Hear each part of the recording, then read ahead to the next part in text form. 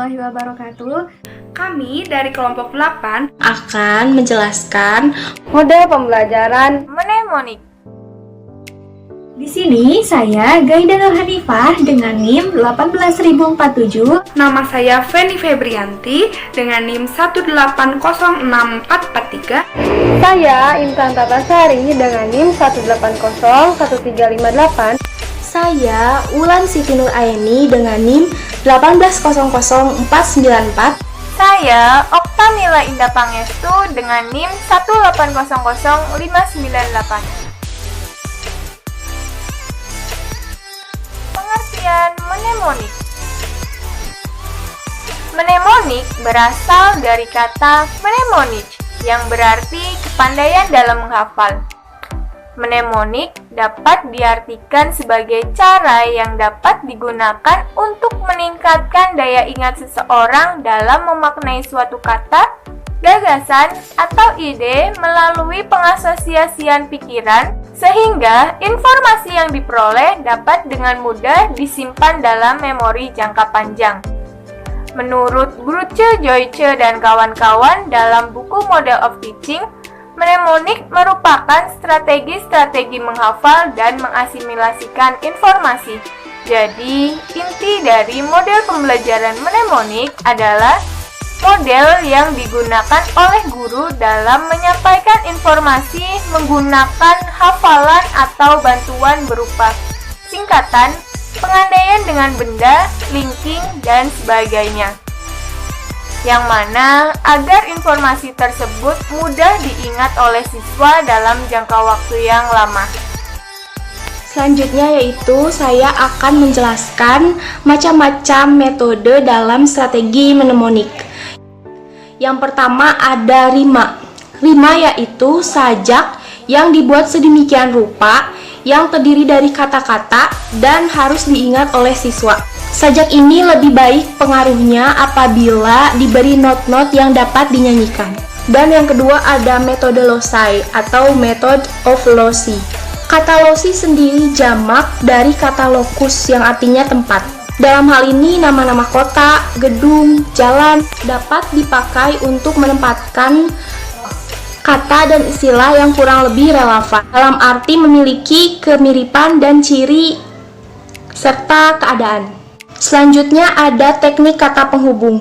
Menghubungkan adalah proses mengaitkan atau mengasosiasikan satu kata dengan satu kata lain melalui aksi atau gambaran.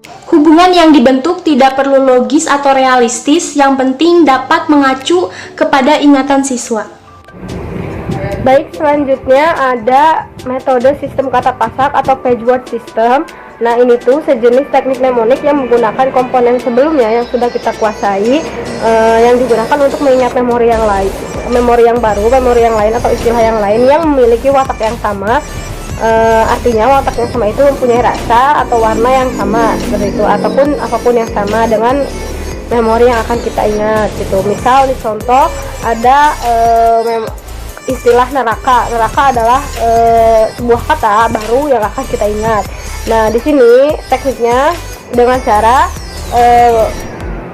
menggunakan kata-kata sebelumnya yang sudah kita kuasai, yaitu misalnya panas dan api gitu ya. Panas dan api ini kata-kata yang sudah kita ingat sebelumnya, yang sudah kita kuasai, digunakan untuk mengingat kata neraka yang akan kita ingat gitu. Jadi ada neraka itu identik dengan panas dan api. Ada pula contoh yang lain yaitu merah dan saga, digunakan untuk mengingat kata memori yang baru yaitu darah gitu. Nah, baik, selanjutnya ada metode yang kelima yaitu sistem kata kunci atau keyword system, di mana itu metodenya sangat relatif dan tergolong baru karena ditemukan pada tahun 1975 oleh dua pakar psikologi yaitu Rowe and Atkinson gitu ya. Nah, sistem kata kunci ini biasanya direkayasa sedemikian rupa secara khusus untuk mempelajari kata atau bahasa asing atau istilah asing gitu ya, dan konon cukup relatif untuk pengajaran bahasa asing gitu, seperti misalnya Inggris, Jepang, ataupun Prancis. Nah, sistem ini tuh mempunyai tiga unsur, yaitu yang pertama ada kata-kata asing, yang kedua kata-kata kunci, atau kata-kata yang lokal yang sudah kita kuasai dan paling mirip dengan kata asing tersebut. Yang ketiga adalah arti dari kata asing tersebut. Nah, contoh misalnya ada pasti. Pasti merupakan bahasa asing dari Inggris gitu kan. Lalu kita akan menghafalnya dengan cara menggunakan metode keyword system. Menurut ketiga unsur tersebut, kita akan gunakan yang pertama kita misalnya ada tabel untuk bahasa asing, tabel untuk yang di tengah kata kunci, yang ketiga ada arti dari kata asing tersebut. Yang pertama adalah fasi. Fasi kita dekatkan dengan bahasa lokal atau nama-nama lokal yang kita ketahui, yaitu Pauzi gitu ya, sangat dekat. Fazi, Pauzi gitu kan, itu dekat. Nah, lalu arti kata tersebut adalah cerewet. Nah, seperti itu. Jadi untuk mengingat kata fasi ini kita memerlukan kata lokal untuk memudahkan mengingat kata asing tersebut. Selanjutnya ada sintak atau tahapan dalam model pembelajaran mnemonik. Menurut Miftahul Huda, ada 4 sintak atau tahapan yang perlu diperhatikan. Yang pertama ada tahap mempersiapkan materi. Pada tahap ini, kegiatan siswa yaitu menggarisbawahi, membuat daftar, serta merefleksikan. Yang kedua ada tahap mengembangkan kata hubung. Di sini siswa diminta untuk membuat sendiri materi yang lebih familiar menggunakan kata hubung. Bisa juga dengan menggunakan kata kunci maupun kata ganti. Selanjutnya, tahap ketiga yaitu tahap memperluas gambar sensorik. Siswa diminta untuk mengasosiasikan gambar dengan indera untuk menciptakan dramatisasi yang lucu. Yang keempat, ada tahap mengingat kembali.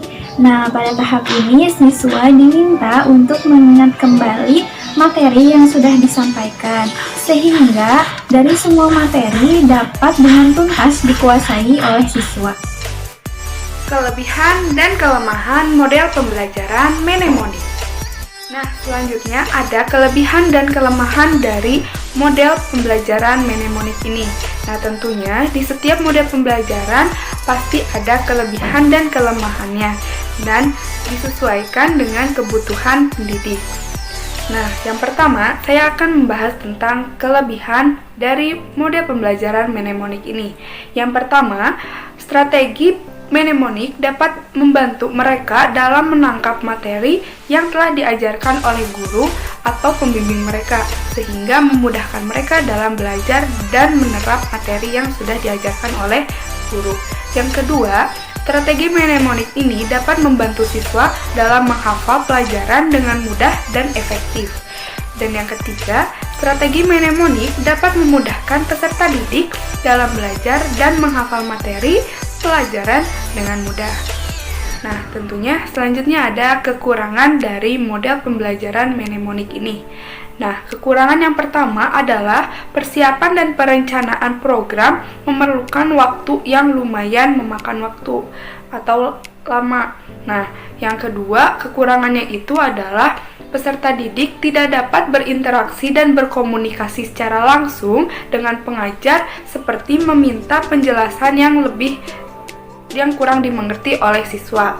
Nah, yang ketiga itu ada modul disusun secara terpusat sehingga besar kemungkinan bahan yang disajikan kurang relevan dengan kebutuhan peserta didik, seperti bahasa yang sulit dipahami, kurang jelas dalam ilustrasikan dan sebagainya.